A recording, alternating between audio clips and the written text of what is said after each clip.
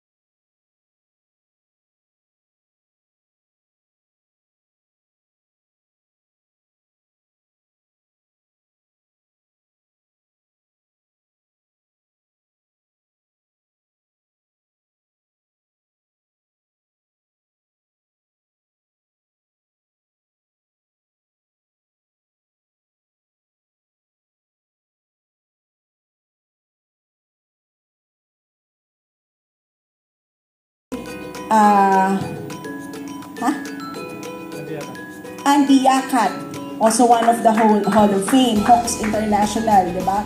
So, sa sobrang laki po ng grupo po natin, actually, kaya pag ikaw ay pumasok sa top 20, it's really an achievement. Kasi ibig sabihin po nun, malaki talaga ang income mo. Okay? Totoo yun. Minsan, madalas pa nga po, to be honest, kahit minsan nagkakalahating milyon ka na, consistently, hindi ka pa makapasok. Bakit? Kasi madami kayong kalahating milyon kada buwan.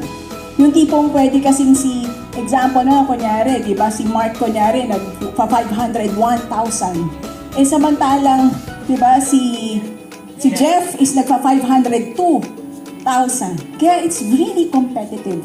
Kaya pag pumasok ka talaga, ng AIM1 Top 20, para sa akin napaka-espesyal. Kaya that's why we really give international travel na special talaga. Yes! And sa totoo lang po,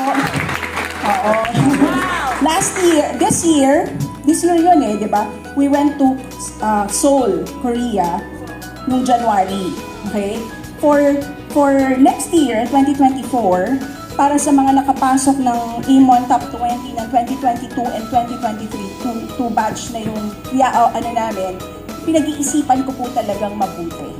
Okay? But definitely, kasi sobrang nag-enjoy sila sa Seoul, Korea talaga. Sobrang saya po kasi talaga nung trip na yon. Okay?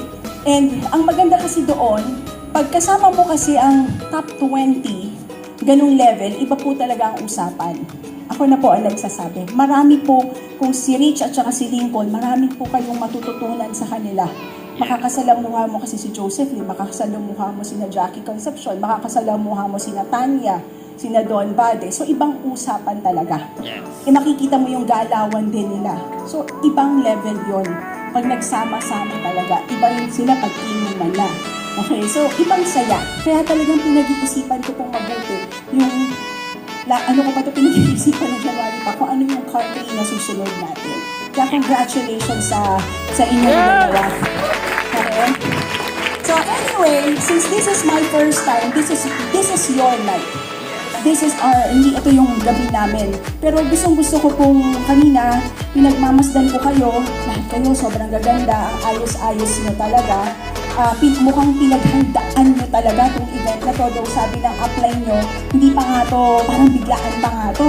Parang ganun yung sabi, di ba, ni Rich. Pero sa totoo lang, alam nyo, gusto kong palakpakan nyo ng malakas ang upline nyo. Woo! Hiya mo yan! Woo! You know why?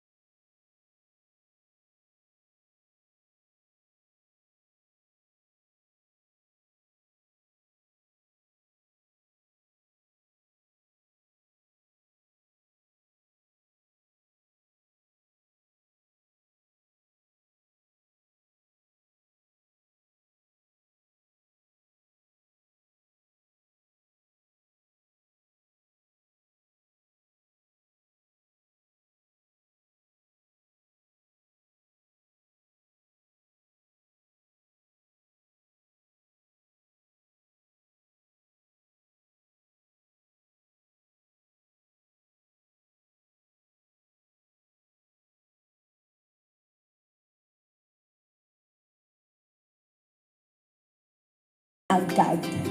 So ano yung point? Walang masyadong drama. Yes. Kasi mas nakatingin ako dun sa silver lining ng buhay. So sa akin guys, alam nyo, marami pang, sobrang lalaki pa tayo talaga. Yes! Marami pang bagong, nakikita ko nga dito pa lang yun, nag-talk pa lang yung kanina si Von.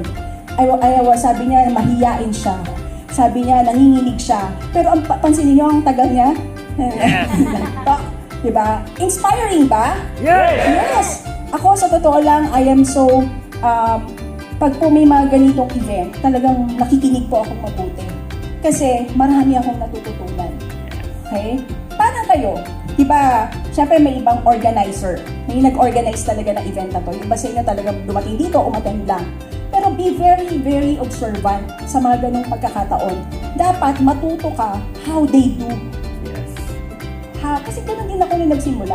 So pag may event, nag-observe na ako sino nasa registration, anong ginagawa ng registration, pagkain, anong pagkain, paano set up ng table, para next time, pag grupo mo na, you know what to do. Ganon ang isang totoong leader.